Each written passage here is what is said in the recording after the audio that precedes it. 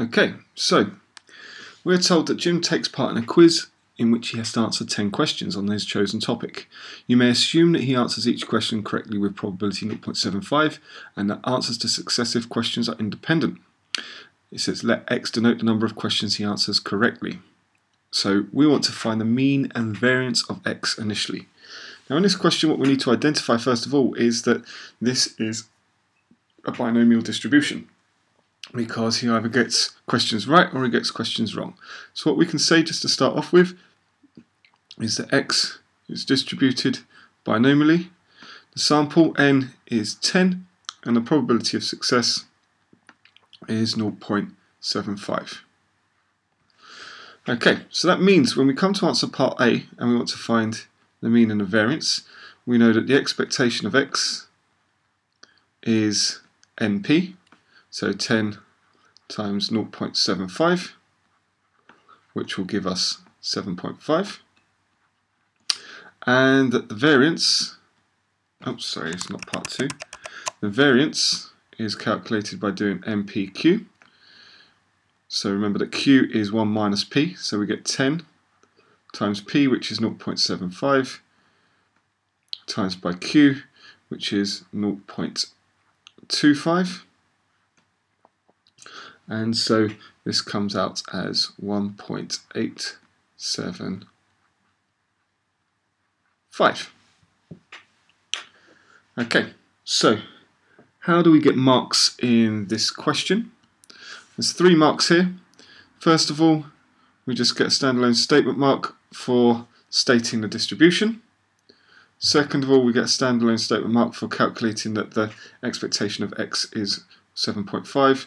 And then we get a statement mark for calculating that the variance is 1.875. Okay, so part 2 says let's find the most likely value of x.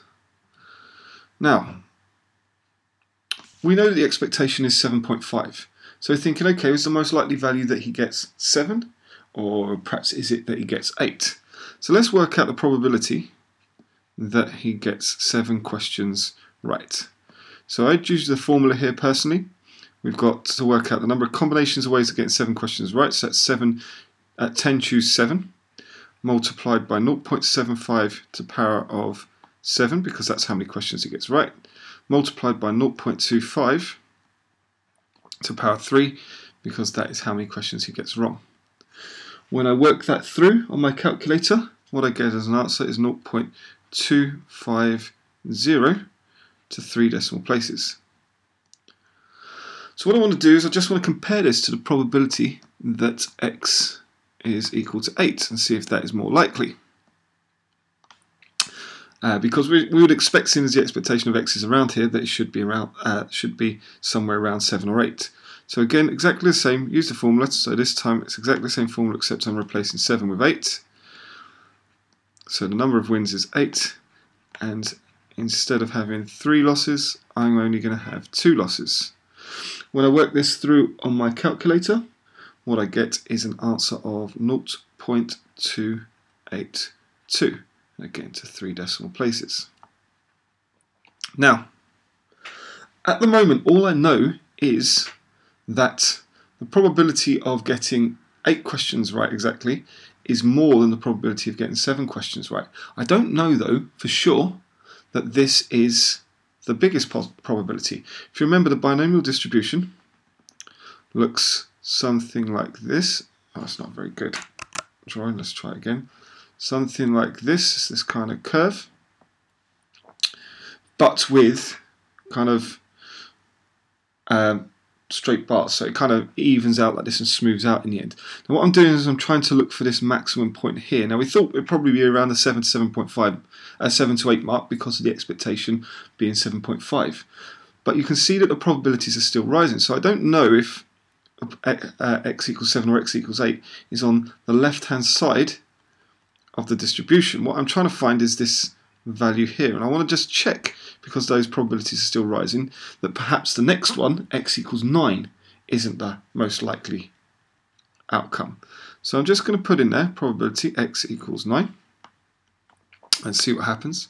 So we get 10 choose 9, times by 0.75 to the power of 9, times by 0.25 to the power of 1, so I don't need that. When I calculate this on my calculator, what I get is an answer of 0.188 to 3 decimal places. So what I now know is that probability x equals 7 is to the left of this maximum point on my binomial distribution, because the probability is still rising. Then probability x equals 8 is this maximum point, and then probability x equals 9 is now starting to decrease on this other side of our distribution. So, just need to say at the end here, state what I found, most likely value, and if you miss this out, then you are going to lose some marks because you haven't actually answered the question, equals 8. Okay, so done all the working to show what the most likely value is, but you actually have to state it at the end. So let's just have a quick look at how we get those marks. It was 3 marks for part 1, it's 4 marks for the second part. So what we're going to get is you're going to get a method mark actually for just trying to work out either one of x equals 7 or 8, so just one of them. And then you get an accuracy mark if you've calculated both of them. Okay. You then get another method mark if you've gone on to check that the probability isn't still increasing when we look at the probability of x equals 9, so that you do that double check. Sorry, not a method mark there, actually that is an accuracy mark, apologies. Okay, and then finally when we get to this point here, you get an accuracy mark for this statement here, but you only get this accuracy mark, you can only give yourself this mark for the most likely value equals 8 if you have also worked out the probability that x equals 9. Okay, so really I suppose perhaps what I should do is it should be a bracket like that to show you that this accuracy mark is dependent on both of those lines existing. Okay. Excellent. So let's have a look at question B. Okay, so B says, Jim wins £10 for each question answered correctly, but loses £2 for each question not answered correctly. Let W denote the total amount Jim wins. We want to show that W equals AX minus B, where A and B are positive integers whose values are to be found. So, if I'm modelling this, the winnings, well, it's £10 for each question marks correctly, so it's going to be 10 times X, so 10 times the number of wins. But also I'm going to then lose minus £2 times the number of questions answered wrong. Now, in 10 questions, if I answer X correctly, that means I answer 10 minus X incorrectly. Remember, this is kind of linked. Think about how we work out our binomial probabilities here. Answer 7 correctly, I get 10 minus 7, which is 3, incorrect. Answer 8 correctly, I get 10 minus 8, which is 2, incorrect, and so on. Okay, so what we get is this equation here. Now, that's not going to be suitable. We do want to get it in the form W equals AX minus B, so I'm going to expand that bracket so we can have W equals 10x minus 20 and then plus 2x. Okay, and so what we get when we finally tidy this up is that we get 12x minus 20. Okay, so how do I get the marks on this question? Well, literally, you are just going to get a mark, 1 mark, for getting to and making this statement here that W is equal to 12x minus 20.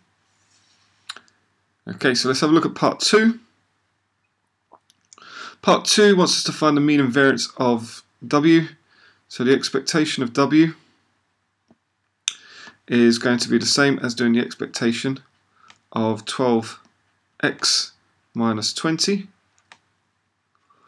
So using our linear identities, we know this is going to be 12 times the expectation of x minus 20. So we can now just substitute in the expectation we calculated earlier. So 12 times 7.5 minus 20, and this gives us an expectation of £70. So Jim would expect to win £70. The variance of W, again, very similar to the line above, just a different identity. So we're going to find the variance of 12x minus 20. This is slightly different because all we do for the variance is we do the coefficient of x, which is 12. So 12 squared times by the variance of x. So we get 144 times 1.875. And when I work that through, we get a variance of £270. Okay, so how do we get our marks in this question? Well, first of all, we just get one statement mark if I get that the expectation of x is £70, and then we get, for this line here, for getting the variance correct, method mark and an accuracy mark for getting that the variance of W is 270. Okay, I hope that all made sense and that you understood what we was doing there.